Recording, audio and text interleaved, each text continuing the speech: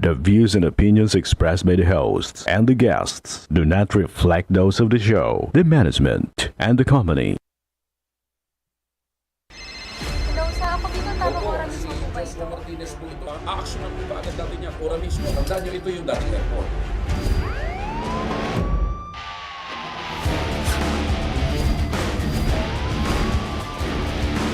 Hoy, ano namang kayong dalawa pinagchichismisan yung mga marites kayo, ha?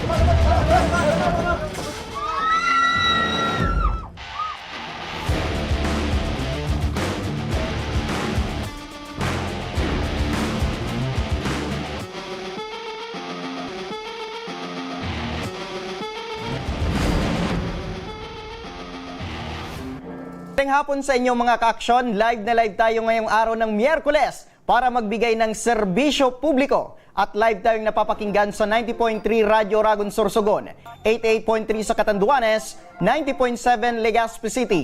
At live rin tayong napapanood sa ating YouTube account. At napapanood rin tayo sa Congress TV tuwing alas 7 hanggang alas 8 ng gabi.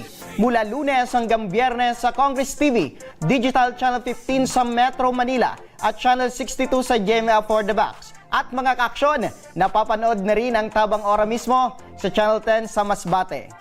Umpisa na natin ang Tabang Ora mismo. Ito mga ka-aksyon, kasama ko ngayon si Natalie Tuazon. At ang kanyang hinaing ay makausap ang kanyang dating kinakasama ni si JR.D. Ocampo. Dahil simula raw na ipinanganak niya ang kanyang nag-iisang anak, 3 taon nang nakalipas, ay hindi na raw ito nagpakita at nagbigay ng anumang suporta. Magandang hapon sa iyo, Ma'am Natalie. Magandang hapon po, sir. Apo, kamusta na po kayo, Ma'am? At ang iyong anak? Okay naman po, malaki na po si Jade. Apo, kamusta na po ang buhay single mom? Sobrang hirap po ng sitwasyon namin yun kasi nga mas lalo na yung naggagatas po si Jade. Kailangan pong tustusan yung paggagatas niya, yung mga kailangan niya, mga biskwit, mga ganun. Yun ang mga kailangan niya araw-araw, pero hindi nga naibibigay ng totoo niyang tatay. Kaya Apo. Apo, totoo bang umabot ng 3 taon? hindi po siya nagbibigay ng Opo. sustento. Maaari nyo bang maikwento, Ma'am? Bago, paano umantong sa naghiwalay kayo? Naghiwalay kami kasi nung buntis pa lang ako, nagloko na siya. As in, may babae siya habang Opo. buntis ako. So, iniwan niya ako sa ere, parang mas pinili niya yung bago. Opo. So, habang nagtatrabaho ko kasambahay, buntis ako nung tinago ko yung sa amo ko para makaipon ako ng pera, pang Opo. laboratory, ultrasound, ganun. Opo. Pero before ito, Ma'am, paano kayo nagkakilala nitong... Nagpagawa kasi yung amo ko ng screen Opo. sa kwarto ng alaga ko. Doon ko siya nakilala. Opo. Tapos, kinuha yung number mo. Ko, oo. Doon na, Doon na hanggang kailan kayo umabot ng inyong relasyon, Ma'am? Mga 1 year and 6 months. Sa loob ng 1 year and 6 months, kamusta siya bilang Okay kinakasama? naman, okay naman siya doon kasi hindi pa siya nagloloko eh. Nagloko siya nung buntis na ako. Paano mo nalaman, Ma'am, na nagloko na pala siya, Ma'am? Nung nag-post siya sa mga kasamahan niya, nagiinuman sila. May katawag siyang babae niya. Doon ko nakita lahat. Nag-live yung kasamahan niya. Doon ko nalaman na may babae pala siya. Opo. Before kayo, Ma'am, maghiwalay nitong itong ni JR, alam niya na nagdadalang tao Oo, ka? alam niya. Lahat. Ang Opo. kasamahan niya alam na. Mga ilang buwan na yung pinagbubuntis mo, Ma'am? 6 months. 6 months. Mm-mm. Tapos simula nun, Ma'am, iniwan ka na lang ng walang pasabi. Wala na talaga. Trinay nyo, Ma'am, na i-contact siya, especially dun sa Tinaray mga... ko, nakiusap ako. Kinausap kong maayos ng masinsina na ano nang balak mo, buntis ako. Bigla siya, wala na. Sinula ng contact, wala nang... Alam naman kasama niya yan. Sinasabihan na siya na yung binuntis mo, iniwan mo lang ganito, pero wala pa rin. Kasi nga may bago siya. Opo. So, ibig sabihin, Ma'am, lumalabas na irresponsible po itong Sobra. tatay, itong dati mong kinakasama. Okay. So, hanggang makapanganak ka, Ma'am, walang anino ni JR na... Wala. Kahit nung pag-alagaan niya, wala. Si mama lang yung katuwang ko nag-alaga kay Jade nung baby pa siya. Oo po. Pero, nung mga araw nang nagbubuntis ka, ma'am, saan ka po nun? Nagtatrabaho ko noon, kasama bahay. Patuloy ka pa rin na Oo. nagtatrabaho. Saan, ma'am, na lugar? Sa Pasig din po, doon po Sa Pasig. Opo, sa Pero village. itong sinasabi mo na si JR, tagasan po ito? Doon po yan siya nagtatrabaho sa loob ng village. Apo. Pero ikaw, ma'am, tubong Bicol ka po. Hindi po, taga Maynila po. Taga Maynila ka Opo. po. Pero paano ka pa napadpa Punta dito sa... Doon po sa kinakasama kong bago ngayon. So, ibig sabihin, meron ka na rin na Opo. kinakasama ngayon. Opo. Meron ka pa bang balita dun sa dati mong kinakasama, ma'am? Si JR po. Apo. Wala na. Wala naman akong ano sa kanya. Ngayon lang po yan siya nagpadala ng linggo. Magkano, ma'am, yung 400. 400 pesos? Opo. Sa loob ng 3 taon, nung nakaraan lang na linggo, nagpadala itong... Opo. 400. Pero, nung mga nakarang taon, ma'am, Birthday, Pasko, opo, wala. wala talaga siyang Wala. binibigay. Pero sinusubukan mo, ma'am, na i-contact siya na magbigay Oo. lamang kahit... Ang kinontak ko doon, yung kapatid niya. Mm-mm. Nakiusap ako, sabi ko magba-birthday si Jade nung last. Kahit man cake, wala. Ni Wala piso. talaga. Wala. Pero paano yun, ma'am, nang nanganak ka na? Sino yung nag-aalaga? Sino nagsusuporta? Si Siyempre, mama. hindi ka makakatrabaho niyan. Si mama lahat. Si mama mo lahat. Nakipasalamat ko sa mama ko. Okay. Pero bakit daw, ma'am, ano daw yung pinakarason niya kung bakit hindi siya nakakapagsustento dito sa anak niyo, ma'am? Una, bisyo. Siyempre, alak, yosi. Pangalawa is yung babae. Babae talaga, ma'am. Yes. So, ibig sabihin, ma'am, talagang ayaw niya na magbigay. Lalo na sa anak niyo na maliit pa. Ito bang anak niyo, ma'am, nasa 3 taon na? Opo. Naggagatas pa po ba ito? Opo. Nadede pa po yan. Sa ngayon, ma'am, meron ka na bang trabaho ngayon? Ano po, ko lang po para sa naglilinis ng bahay. Yan. Opo. 500 po ang bayad po sa akin. No? Sumasapat naman ba yun, ma'am, sa araw-araw yung pangangailangan nitong anak niyo? Hindi po, panggatas lang po yun, tsaka pang biskwit lang ni Jade. Okay. So, paano, ma'am, na-convince mo siya, ma'am, na magbigay nung nakaraang linggo? Kasi nga po, ano siya, yung parang nagalit siya sa ginawa ko, bakit ako lumapit nga dito? Opo. Tapos sabi niya, tapos ito ganyan, magpapadala na ako, ito ganyan, Gcash. Kumbaga, ma'am, nung nalaman niya, ma'am, na Po, parito ako dito. pumunta ka dito sa amin para isumbong itong, opo, para matulungan ka, dun siya na Oo, natakot na magbigay na sa inyo ng suporta. Opo. Tapos ano daw yung sabi niya, ma'am, sa inyo? Yung nagdadahilan pa siya, bakit ka na tayo, pwede naman tayo mag-usap? Sabi ko, paano kita kakausapin? Hindi ka naman makontak-kontak. Sabi niya yun, ma'am. Opo. So, ibig sabihin, ikaw pa yung hindi niya ma-contact. Oo. So, binabaliktad niya, ma'am, Opo. yung sitwasyon. Tapos ang masama po doon, alam pala ng mga kasama niya, araw-araw doon siya nagbibigay. Sabi ko, wala yung binibigay sa akin kahit piso. Kumbaga, ang ikinukwento, ma'am, sa mga katrabaho niya, sa pinagtatrabaho niya, ay nagbibigay siya ng sustento Opo. sa inyo. Buwan-buwan ito, ma'am. Opo. Nasa magkano daw yung sabi nila na nagbibigay? 1.5 daw po binibigay. 1.5. niya sa- Every month yan, ma'am. Opo. Walang paltos daw. Oo. Sino yung nakausap mo, ma'am, na Si Kuya katulad? Ariel po lang talagang pinaka nakakausap ko dun sa kanila. Tapos sinasabi mo kay Ariel na wala talaga itong Opo, wala po ibinibigay. talaga. Last lang, nung nalaman niya na nagsumbong ka na dito sa aming program, Doon na siya saka lang siya nagbigay ng 400 pesos. Opo. Itong 400 pesos, sapat ba ito, ma'am? Or kulang na kulang talaga? Kulang po talaga yan. Opo. Tama naman, Kaksyon, no? 400 pesos, wala naman yung mabibili na talaga ngayon. Kasi ang 1,000, base pa ito sa Philippine Statistic Authority, ang 1,000 pesos ngayon na 700. 2024 pa yon. E paano ngayon na 2025? Mahal na yung mga bilhin talaga. sobra. Pero yun na lang yung pinakalas nyong pag-usap. Opo, yun na po yun. Nung Nagpadala po siya. yung nagpadala siya, ano daw yung sabi niya, ma'am, sa inyo? Sabi niya, magpapadala na kami ng Gcash ko daw. Tapos sabi, may hinihintay pa ako yung kasama nga daw niya. Yung pala, yung babae pala niya. Kasi ayun yung gagamitin Gcash para isend sa akin. Opo. Pero itong anak niyo, ma'am, kilala ba yung tatay niya? Yung tunay Hindi na talaga. Hindi niya na nakilala ni Jade yung totoo niyang tatay. Ang mas nakilala niya, yung nagpalaki sa kanya ngayon. Opo. Nung nanganak ka, ma'am, dumating ba itong... Lalaki. Opo. Yung bago ko po. Hindi, yung dati mo, ma'am, na asawa, itong tunay na Opo. ama talaga. Dumating siya nung nanganak ka, ma'am. Opo, dumating siya nag-fill up siya ng birth certificate. Tapos nag-usap na ganito, ganyan. Sabi niya, wag ka mag-alala, magbibigay ako. Pero wala talaga. As in, wala na. So, ibig sabihin, ma'am, itong anak mo, naka-apelyido po dito Opo. sa dati mong kinakasama. So, ngayon, ma'am, ano po yung pinaka-gusto mong mangyari dito sa... Gusto ko po talaga magkaroon ng sustento si Jade, mas lalo na pong mag-aaral siya ng daycare. Sustento talaga. Next na taon, ma'am, mag-aaral na po Opo, itong ngayon pong pasukan na. pasukan. next na. Talagang medyo Opo. mabigat na po ito sa Sobra. bulsa. Ano, ma'am? Opo. Opo. At eto, standby ka lang, ma'am, ano? Para sa reklamong ito, nasa kabilang linya ng ating telepono si JR D. Ocampo. Itong dating kinakasama ni Ma'am Natalie. Magandang hapon, Sir JR. Hello po, sir. Opo, totoo bang simula ng maipanganak po itong anak nyo, hindi na po kayo nagbibigay ng sustento? Hindi po totoo yan, sir. Nagbigay po ako dati. Nagbigay naman po ako dati, sir. Pero ngayong buwan lang po ako hindi nakabigay. Mga 4 na buwan siguro, sir. Opo. May mga TikTok ako dun siya sa cellphone ko. Siya nasira ng cellphone ko eh. Opo, saan mo sir ipinapadala itong pera? Through GCash ba?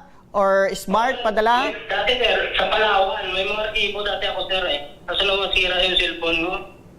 Opo, sige. Ma'am, balikan kita na, Ma'am Natalie. Totoo bang nagbibigay siya? 4 na buwan lang sa loob ng 3 taon na hindi siya nakapagbigay? Imposible po yun, sir. Wala po talaga. Hindi. O, JR, imposible daw na nagbigay ka ng sustento.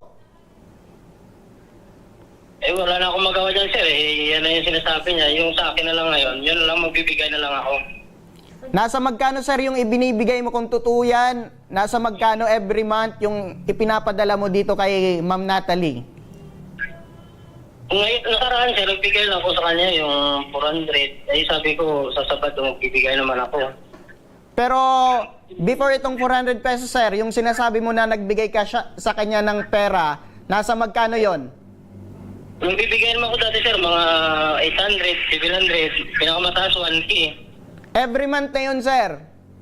Hindi naman, sir, ba, mga Sabaduhan yan, sir. Nagbibigay ako minsan, pero pag wala ako mabigay, sir, nagsasabi naman ako sa kanya, kung ganito lang mabigay ko, pasensya na muna, babawi na ako sunod. Opo. Paano mo siya nakukontak, sir? Dati, sir, may number po kasi sa akin, may cellphone pa ako ngayon, wala na akong cellphone, sir, nasira kasi. Opo. So, paano mo siya makukontak kung magbibigay ka, sir, or magpapadala ka ng pera? Ay, ngayon, sir, makukontak ko na sa dito ko na sa kontakin sa, may kontak na ako sa kanya ngayon. So, ibig sabihin, sir, nung na-contact mo ito, nalaman mo na lumapit po sa aming program ito si Ma'am Natalie. Ay, hindi ko pa nga nalaman, sir, may tumawag lang po sa akin. Opo. Tapos yung pinadala mo, 400 pesos, sir. Opo. Sa tingin mo, sir, sapat na ho yun para sa pangangailangan po ng anak nyo? Eh, hindi po, sir, hindi, sir. So, alam nyo, sir, na kulang po itong 400 pesos. Opo, sir, opo. Opo, maitanong ko lang, ngayon na sa bago mong kinakasama, sir, meron ka na bang anak? Wala, sir? Wala. So, ibig sabihin, wala ka pang masyadong pinaggagastusan dyan sa sinasahod mo. Wala, sir, sa magulang ko lang ngayon, bumibigay. Opo. Sa ngayon, sir, ano po yung plano mo? Magkano yung gusto mong ibigay? Kasi nakita ko, willing ka nang magbigay dito kay Ma'am Natalie. Kung okay lang sa kanya, sir, bawat linggo, magbibigay ako 500. Kung okay lang sa kanya, linggo-linggo. Opo, Ma'am Natalie, every week daw magbibigay siya ng 500 pesos. Ikaw? Sisiguraduhin lang po niya kasi hanggang salita lang kaya yan. Opo, sir, narinig niyo po. Hanggang salita ka na lang daw. Eh, hindi gagawin ko yan, sir. May isang usapan ako eh.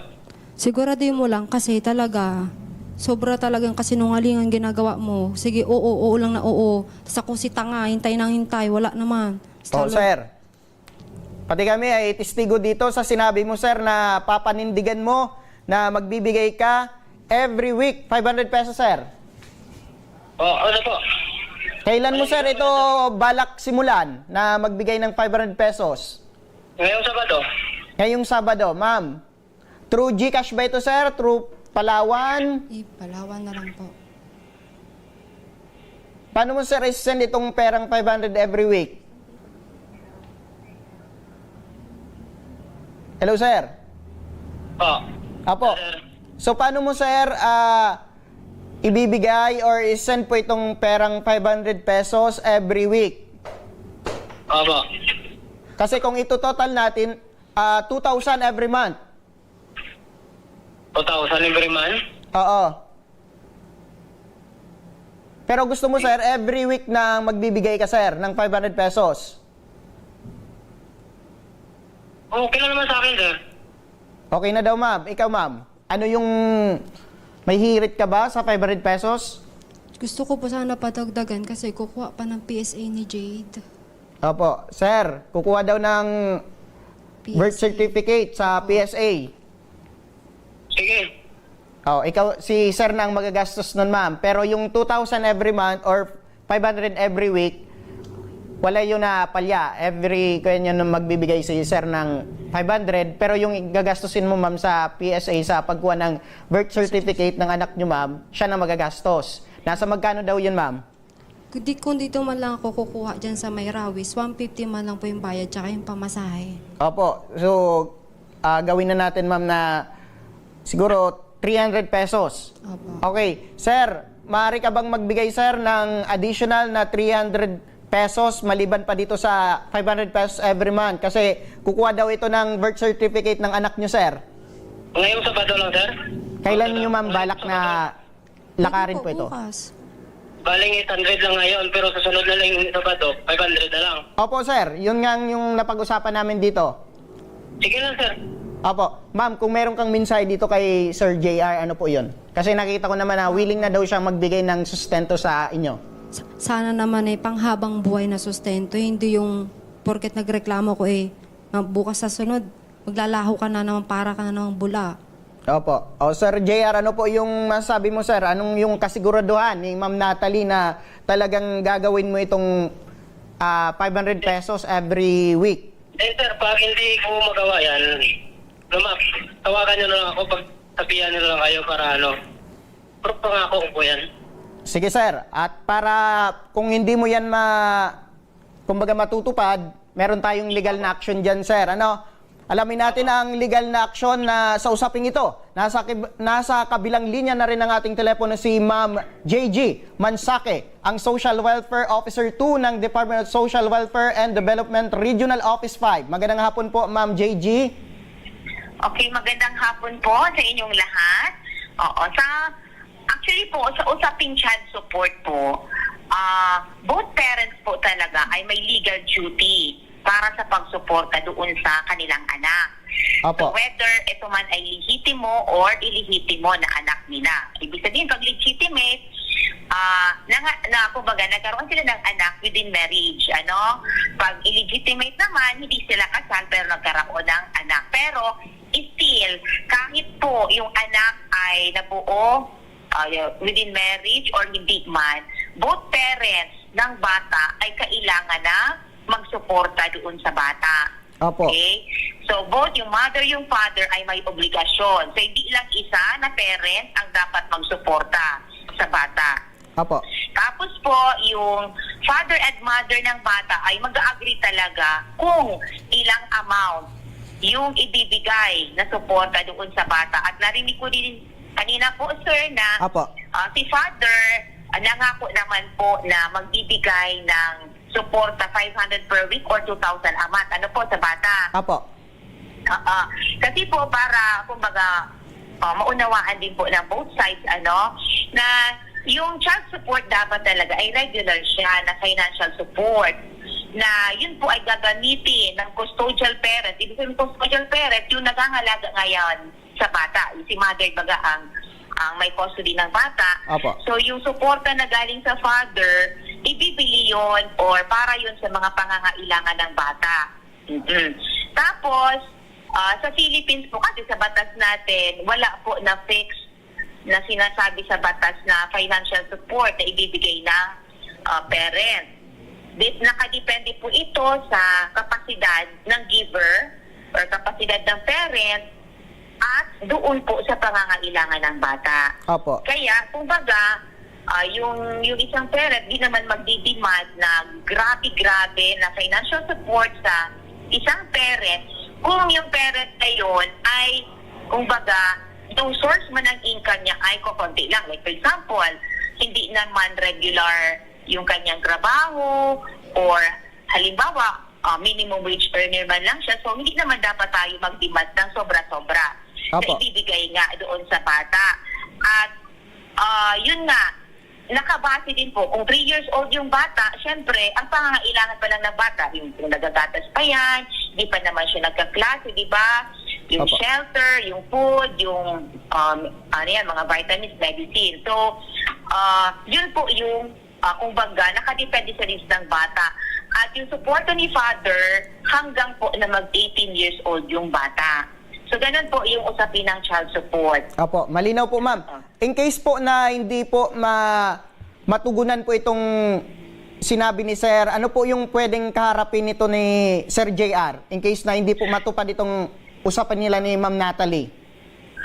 Okay po. Kung hindi po matupad ni father yung promise niya na magsuporta sa bata, kasi mas maganda po talaga niyan sana ay magkaroon ng pag-uusap, di ba? Apo. Magkaroon ng pag-uusap si mother and father sa right or proper authority. Like for example, kung taga-daraga si nanay, di ba? So pupunta siya sa MSWD office para po, kung sa Pasig na ba to si father or somewhere in NCR. So, kumbaga, magkukonek yung MSWD officer natin doon sa lugar kung nasaan na ngayon si tatay para magkaroon sila ng agreement. At yung agreement na yon dapat notarize siya para it will form part of legal documents. Apo. Yun yung isang pwedeng gawin ni nanay. Pero kung kung ang second option naman po para mas madali yung proseso, punta siya po sa public attorney's office. Apo. Si nanay. Kasi yung public attorney's office natin, lalo na kung alam naman po yung address ng tatay, ng bata. So, yung paunal po natin ang magsusulat doon sa father at magre-remind ng obligation. And kung talagang hindi siya masunod, meron naman pong gagawin na legal process yung ating public attorney's office. So, yun po ang pwedeng gawin ni mother. Apo. Pero, nakausap naman si father, sana kahit verbal po, kumbaga, matugunan talaga yung promise niya, magawa niya talaga yung promise niya sa pag-support ng bata. Kasi kung hindi, talaga tama kayo, sir, na meron pong legal process na pwedeng gawin doon sa mga tatay na hindi nagsusuporta sa bata. Kasi it will form part also na economic abuse Apo. on the part of the child. Apo. Sa sinabi mo ma'am, in case siguro i-general na lang natin, what if ma'am hindi po magbigay ng suporta ang sino mang ama or ina, ano po yung pwedeng isang pangkaso laban sa kanila ma'am? Pwede man po siya, yung RA 9262 po, sir, yung Anti-Violence Against Women and Their Children. So, isa po kasing uri ng pang-aabuso yung tinatawag natin economic abuse. So, pwede po siyang isampa na case laban sa father na hindi nagsusuporta sa bata. Apo. And yung pag-demand po ng child support ay pwede din po doon. So, pupunta lang po talaga yung concerned na parent na kung sino yung tinatawag natin custodial parent sa public attorney's office. Bahala na po yung public attorney's office natin mag-connect doon sa father. Apo. Kung hindi po siya nagbibigay ng suporta sa bata. Apo, malinaw po ma'am. Siguro last na lang siguro ma'am, ano po yung mapapayo mo dito kay Sir JR? Okay. So ang advice lang po kasi syempre bilang parent po dapat alam natin po yung responsibility natin talaga sa ating mga anak. Kasi sa usapin pong child support, ang prime consideration po dapat natin doon ay yung best interest ng ating mga anak. Hindi po yung interest natin na bilang parent kasi kumbaga kung meron man po tayong hindi pagkakaunawaan sa usaping mag-asawa, pero sana hindi po madama yung ating mga anak. Tama po. Kasi syempre, ang magiging, magkakaroon po ng masamang epekto yun sa bata, lalo yung growth niya, Apo. yung growth ng bata. Kaya sana yung lahat ng mga parent, papasok po doon sa intimate relationship, magkakaroon syempre yan talaga ng result na magkakaroon kayo ng anak. Dapat bilang magulang, ang responsibility tayo doon sa kaharapin nating responsibilidad sa ating mga anak. Apo. So, yan lamang po, sir. Apo, dahil po dyan ma'am, maraming salamat po sa impormasyon. Yan po si Ma'am JG Mansanque, ang Social Welfare Officer 2 ng Department of Social Welfare and Development Regional Office 5. Maraming salamat po ma'am. Okay, you're welcome po, sir. Mabuhay po kayo. Apo, balikan ko lang si Ma'am Natalie. Ma'am Natalie, narinig nyo po na meron pong kaakibat na kaso po in case po na hindi po matugunan ni Tatay JR itong kasunduan nyo po. Ano ma'am? Opo, sir. Apo. Sir JR, narinig nyo po si from DSWD. Meron po itong kaakibat na kaso po in case po na hindi ka po tumupad sa inyong usapan. Opo, narinig ko, sir. Apo, kung meron ka ma'am na mensahe, last na mensahe po kay Sir JR, ano po yun? JR, alam mo na namana ni Jade yung asthma niya sa'yo. Kaya sana maisip mo pag nagkakasakit si Jade, sumagi man dyan sa utak mo kahit konti. Yung anak ko may sakit, kailangan ng tulong ko. Magbigay ka man lang kasi grabe. Luha sipon ko pag nagkakasakit si Jade. Tinatakbo ko agad sa ospital. Pero wala siya doon. Ayun na lang ano ko na. Magbigay talaga siya ng sustento. Apo. Sir, ano po yung siguro mensahe na rin kay Ma'am Natalie at syempre sa anak mo?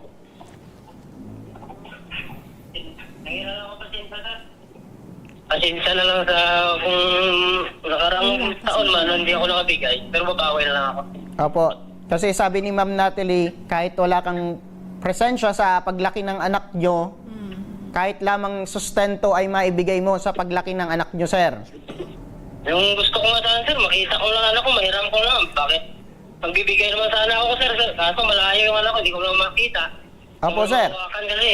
Ma'am Willing Natalie. Apo, Ma'am Natalie, willing ka naman na ipakita yung anak Sir, nyo. pwede ba ka magsalita? Sige po Ma'am Natalie. Maynila, sir. Nung Puntaan ko eh. Bicol Ngayon yun, sir. Layo yan eh. Apo. Paano nga niya makikita, sir? Walang oras. May babae pa siya. Pumunta kami, lumuwas kami nung last year. Pinuntahan ko yung trabaho niya. Apo. Chinat ko siya ng marami, pati yung makasama niya. Nandito kami, naghihintay kami sa park. Sa tapat po ng trabaho nila. Wala silang dumating kahit ni isa. Naglakad na lang kami ni Jade pauwi ng Pasig hanggang Taguig. Gabi na po. So, ibig sabihin, ma'am, yung sadya nyo talaga doon sa pagpapunta nyo, pagluwas nyo ng Maynila Opo, ay para makita Opo. mismo ng anak nyo itong tatay niyang si Opo. JR, masilayan man Opo. lamang. Okay, pero willing ka naman, ma'am, na ipakita sa kanya yung Opo, ano? pauwi po kami ngayong May Opo. kay Mama. Apo. Sir, narinig nyo po na willing naman ito si Ma'am Natalie na ipakita po sa inyo yung anak nyo. Sige po, sir. Okay, mas okay yan, sir, sa akin. Apo. Ma'am Natalie, ano po yung siguro last na lang na mensahe? Ang gusto ko lang Ako sana, sana kung totohanin niya talaga yung sinasabi pwede naman kami niya. mag-usap na sa cellphone lang, sir eh. Apo, sir, naintindihan po namin Mahirap kayo na kasi siguro nainip na si ma'am or nainis na si ma'am kakakulit sa iyo na magbigay ng sustento kaya lumapit na sa Opo. aming program na talagang Mismo. kami po ay tumutugon po sa mga ganitong sitwasyon po, sir. Ako, sir, alam ko pa, sir. Apo, siguro kami ay umaasa rin, sir, na tutugunan mo po itong pangako mo, sir, ano? Itong pagbibigay ng sustento sa anak nyo. Kahit sabi ni ma'am na hindi ka ayaw mong masilayan ka, at least yung sustento, sir, ay tuloy-tuloy po sa inyong anak. Malay nyo, sir, maging doktor po or maging nurse po itong anak nyo or yumaman. Kikilananin ka pa rin na tatay nito, sir. Thank you po, sir. Apo, Ma'am Natalie, ano po yung mensahe natin overall po?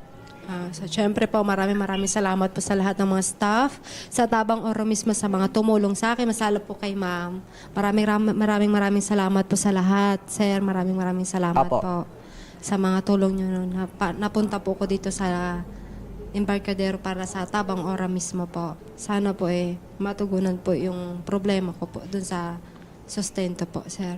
Ayan po, tama po yung nilapitan nyo, ma'am, kasi ang aming program ay yan po ang adhikain na tumulong po sa mga ganitong aspetong legal, especially dito sa mga tatay na hindi po nagbibigay ng sustento sa kanilang mga anak. At maraming salamat, ma'am, dahil ibinahagi mo po itong alalahanin mo regarding po dito sa asawa mo. Opo, sir. Apo, makakasa ka po, ma'am, na kami po ay tutulong sa inyong formal na pag-usap para masigurado na talagang matutugunan niya po itong sinabi niya, ma'am, or pangako sa inyong dalawa ng anak Apo. niyo. Apo. At sa pagbabalik ng Tabang Ora mismo mula sa Barangay San Antonio, Uwas Albay, sumadya ang ating team na Tabang Ora mismo para matugunan na ang pangangailangan ng isang misis na diabetic ngunit hirap na magpagamot dahil sa layo ng kanilang lugar. Ang buong kwento, abangan lamang mamaya lamang. Kaya huwag kayong bibitaw at magbabalik pa ang Tabang Ora mismo.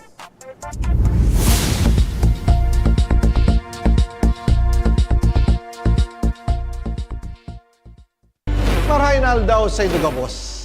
Ang aldaw na ini ay para sa Indo, para sa tuyang mga kababayang Bicolano na nangangaipuhan kan kalinga, asin manlain-lain na medikal na serbisyo. Ini po ang sa tuyang dalan para makapaghatod kan serbisyo maski guraano ini karayo o karani ang sa Indong kinamumugtakan. Ang Tarabangan Caravan ay saro pong inisyatibo kanako Bicol Party List na igwang layunin na darahon ang serbisyo medikal asin dental direkta sa saindong mga komunidad. Aram po niya to na daigabos may kakayahan o pagkakataon na makaduman sa ospital o klinika. Kaya't kami na po ang nagrarani sa Indo. Kaibahan ang matitibay na doktor, dentista, medical personnel, asin mga volunteer kan ako Bicol Party List. Libre po gabos ang serbisyo medikal, dental, laboratory, asin mga bulong. Wala po kamo na dapat ihadit sa gastusin taini ay para sa indong kalusugan. Kaiba taman po ang satuyang programa ang libreng gupit, asin masahe para sa satuyang mga kababayan. Maliban digdi, may local recruitment activity man kitang unyan. Ini po sarong biyaya para sa satuyang mga kababayan na nag-aanap kitrabaho. Sana po ay makatabang ini sa Indo. Tangani, makaanap ki mga bagong oportunidad para sa Indong pamilya. Mga kababayan, buya ko pong ipaabot sa Indo na ako Bicol Party List permi yaon para sa Indo. Sadto ngunyan asin sa maabot. Kami po ay padagos paglilingkod sa bawat Bicolano. Kami po ay nagpapasalamat sa saindong padagos na suporta. Habang yaon ang suporta kan kada Bicolano sa ako Bicol Party List, padagos po niya to dadarahon ang mga programa na direktang nakakapiktar asin nakakatabang sa Indogabos. Sa giraray, dakulaw pasasalamat po sa indong pagtangkilig asin pagtitiwala naway padagos niya tong ipangaji ang mga kalusugan asin kaligtasan kang bawat saro. Padagos po kitang magtarabangan asin magkasararo para sa mas malusog asin masiglang Bicolandia. Nakulang salamat po asin maray na aldaw sa Indogabos.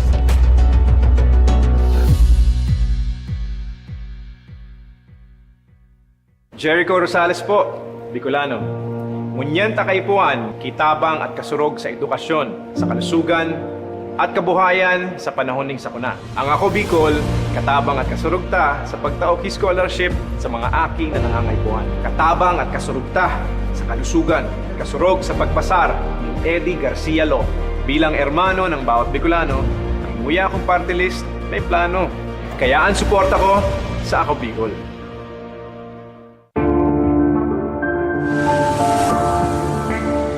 Sabi nila, wala ka daw ginawa nung nakaupo ka sa Senado. Ano pinanindigan mo? Pinanindigan ni Senator Lito kaming mahihirap. Binigyan niya kami ng libreng tulong legal para umunlad.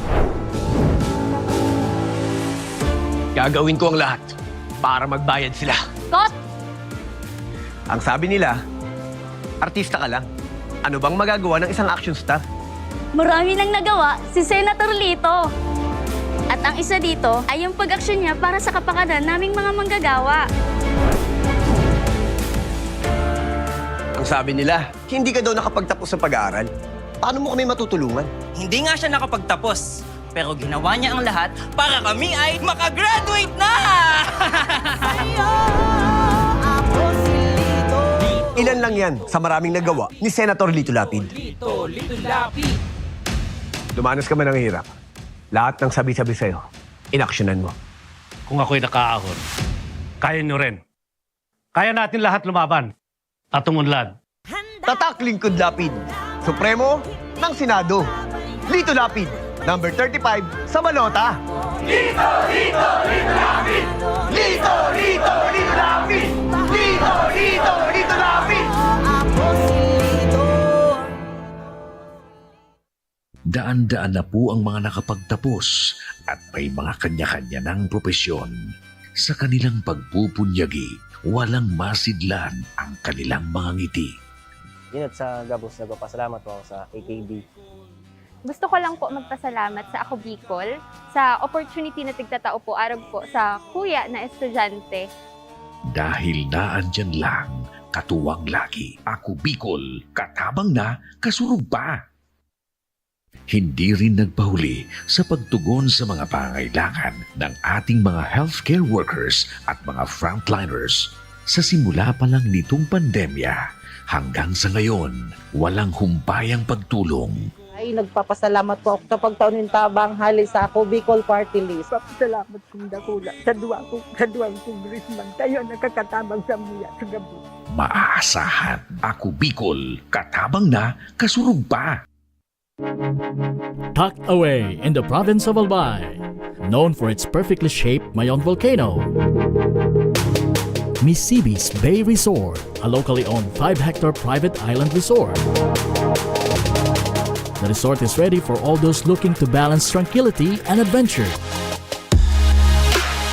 This tropical destination is where guests can either choose to relax under the palm trees or have an adventure under the sun.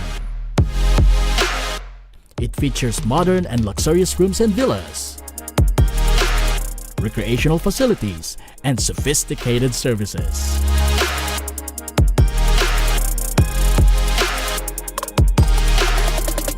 Come and experience Misibis Bay Resort, your tropical island getaway.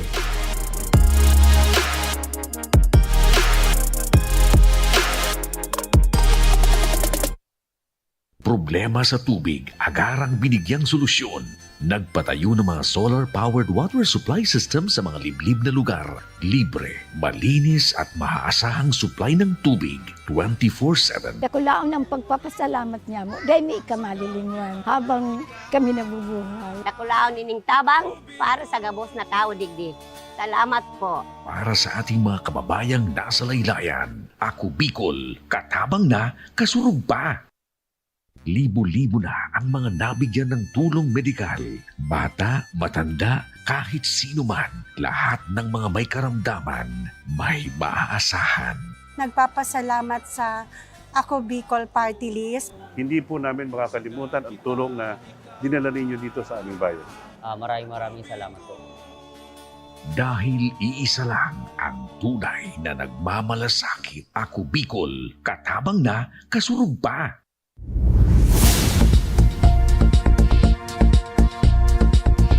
Nagbabalik ang tabang. Ora mismo, itong mga kaaksyon mula sa malayong lugar ng Barangay San Antonio, Was Albay. Isang ginang ang nakilala ng aming team na ilang buwan na ring nahihirapan sa kanyang sakit na diabetes. Ang buong kwento at ang ating ora mismong pagtugon sa kanyang gamutan. Panoorin po natin ito.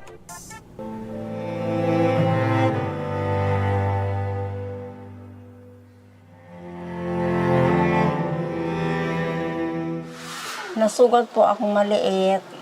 Tapos namaga siya. Yung sugat niya, habang tumatagal, lumalaki siya. Tapos hindi naman siya gumagaling.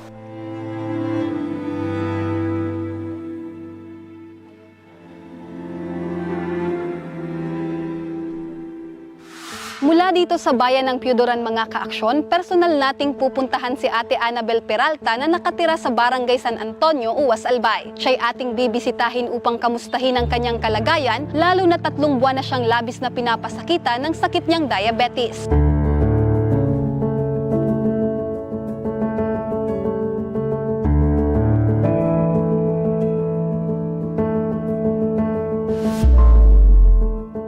Matapos ang makapigil hininga naming pagbiyahe sa di mabilang na ilog na aming tinawid, ay narating na rin namin ang bahay ni Ate Annabel Peralta dito sa Sitio Kili, Barangay San Antonio, Uwas, Albay.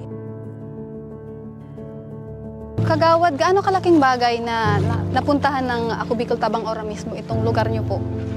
Ma'am, para sa amin po, mahalaga po na nakapunta po kayo dito sa liblib na lugar na isa po sa pinakamalayong barangay sa bayan ng Uwas upang kayo po mismo makasaksi ng personal dito po sa isa sa kabarangay ko na nangangailangan ng tulong medikal. Hello ate, magandang hapon po. Hindi rin umano pinabayaan ng barangay ang kalagayan ni Annabel. Ate, magandang hapon po. Kami po yung sa Ako Bicol Tabang Ora mismo ni Congressman Saldico, and andito kami ngayon para personal ka naming makita and kumustahin po yung kalagayan niyo. Naglilibot po ako dito sa barangay namin. Tinitingnan ko talaga kung kumusta sila, kinukumusta ko sila, kung okay lang ba.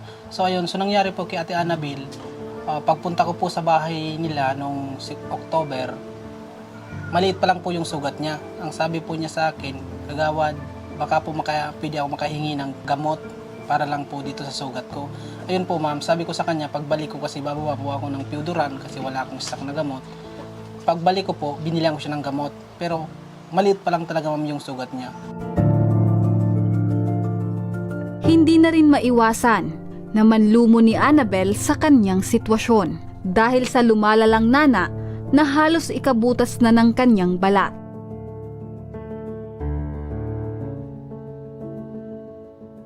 At ang sakit na minsan ay hindi niya na kayang tiisin.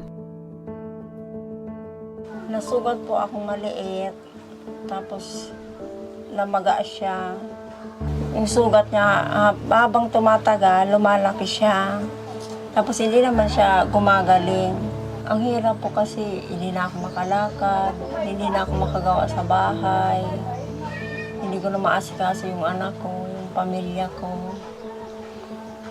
Kasi wala na, hindi na ako makapaglakad dahil dito sa karamdaman ko. Gusto mo man gumawa sa bahay, gusto mong alagaan yung asawa mo, yung anak mo, hindi mo na magawa ngayon. Nagbago rin ang takbo ng buhay ni Annabel dahil sa kanyang kalagayan. Hindi na pa ako makalakad. Siyempre dati, makakapaglinis ka ng bahay. Lahat ng gawain sa'yo. Ngayon hindi na po. Yung asawa ko na lang naglalaba, nagluluto. Lahat po ng gawain dito sa bahay siya na. Naisip ko, siguro kung wala akong sakit na ganyan, ako yung magluluto para sa anak ko pagpapasok. Siyempre yung asawa ko pupunta sa bundok, dapat ako yung gagawa. Wala na, parang minsan nawawala na ako ng pag-asa, baka hindi na ako makalakad talaga.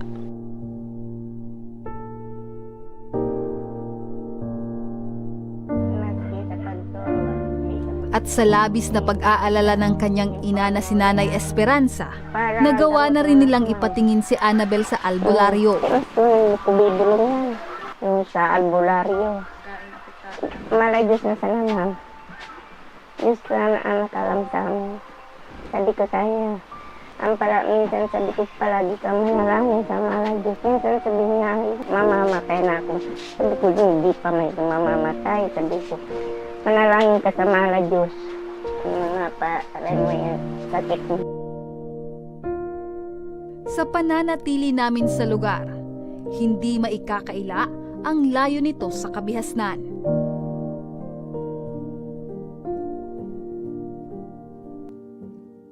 Kung kaya't naman halos lahat ng pamilya rito ay hindi na naaabot ng mga eksperto o doktor.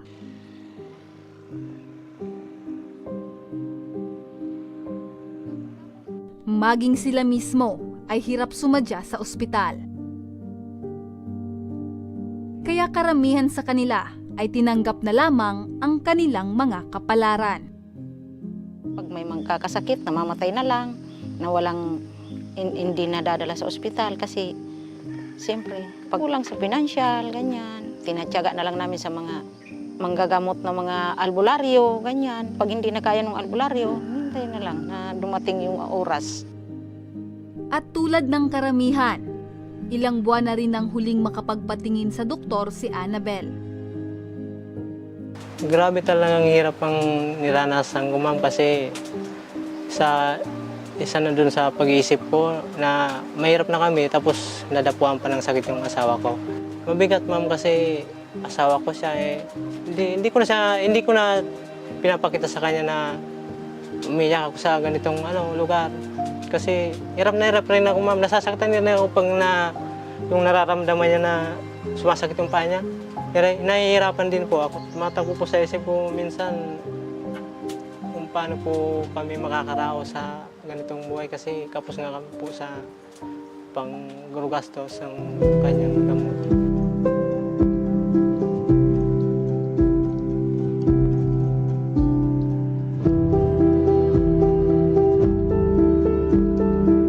Sa pagtatanim, kinukuha ni Kuya Ricky ang pangsuporta sa pang-araw-araw nilang pangangailangan. Kasabay na rito ang pambili ng gamot ni Ate Annabel. Ngunit hindi sumasapat ang kita ni Kuya Ricky sa pagtatanim, lalo pat may kamahalan ng maintenance na gamot ng kanyang asawa.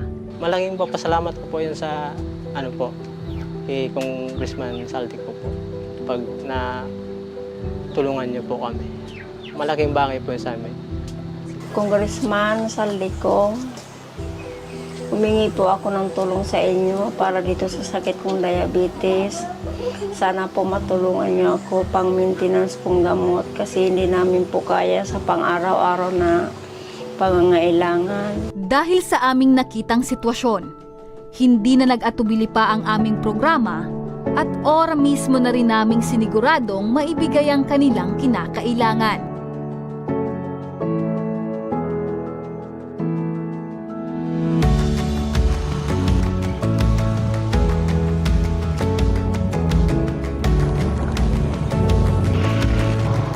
Dito na tayo sa bahay ni Ate Annabel.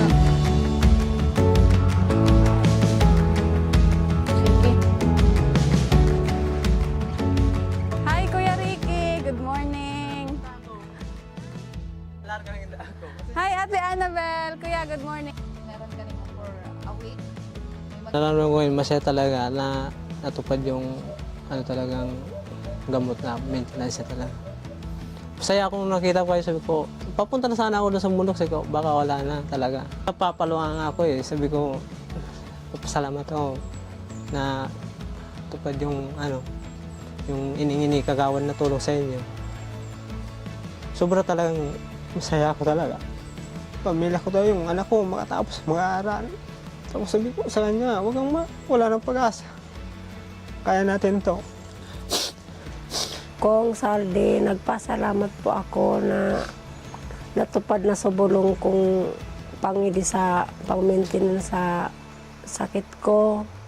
Nagpasalamat po akong maray na di na mga babakalin. Ang laki pong tulong sa amin itong gamot na to. Dahil po sa gamot na to, tuloy-tuloy na po ako makakainom ng gamot. Umaasa po akong gumaling tong paa ko.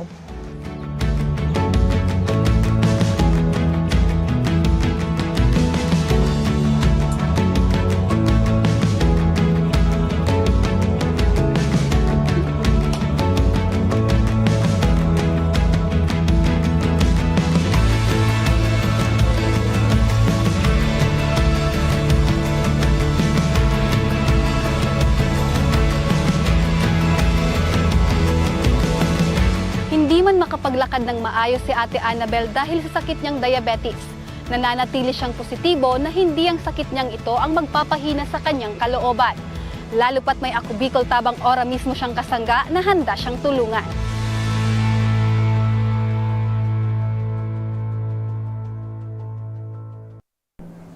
Iya't mga kaaksyon, ang ora mismong pagtugon kay Annabel ng Tabang Ora mismo. Hindi biro itong lugar ng ating mga kababayan dyan sa Barangay San Antonio, Uwas Albay. Bukod pa kasi kay Nanay Annabel ay marami pa sa kanila ang hirap sa buhay pagdating sa mga kinakailangang gamutan. Kaya asahan nyo po na hindi lang si Nanay Annabel hihinto ang aming program sa pagtugon at pagbigay ng aksyon sa inyong mga hinaing. Kami po ay handang tumulong para sa inyong pangangailangan, especially dyan sa aspetong medikal. At para sa mga nagnanais na humingi ng tulong sa aming programa, panoorin po natin ito.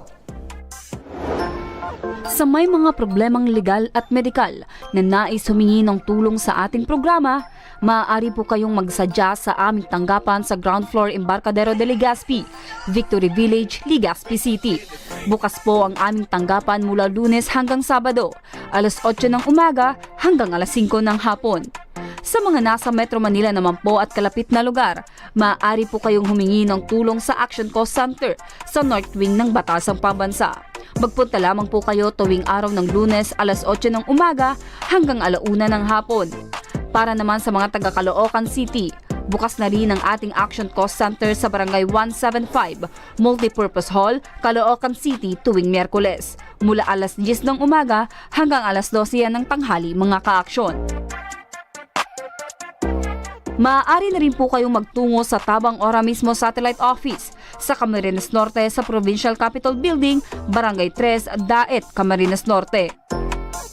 At para naman sa mga taga Camarines Sur, maaari na rin kayong dumulog sa Zone 2, Tagungtong, Goa, Camarines Sur.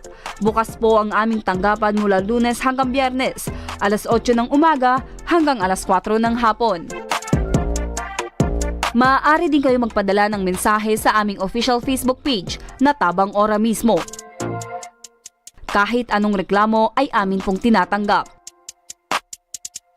Huwag niyo rin pong kalimutang i-follow ang aming mga official social media account sa aming Facebook account, YouTube at TikTok account, Tabang Ora mismo.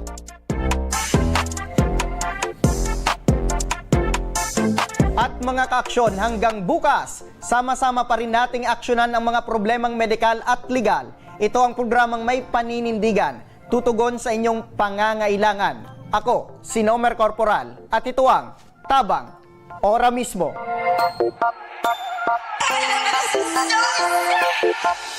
Action ko sa mga nangangailangan, action ko lahat ay dadamayan. Noon at ngayon tayo'y sinamahan, action ko patuloy na magsisilbi. Action ko sa mga nangangailangan, action ko lahat ay dadamayan. Noon at ngayon tayo'y sinamahan, action ko patuloy na magsisilbi. Isang masipag na pilantropo sa hirap at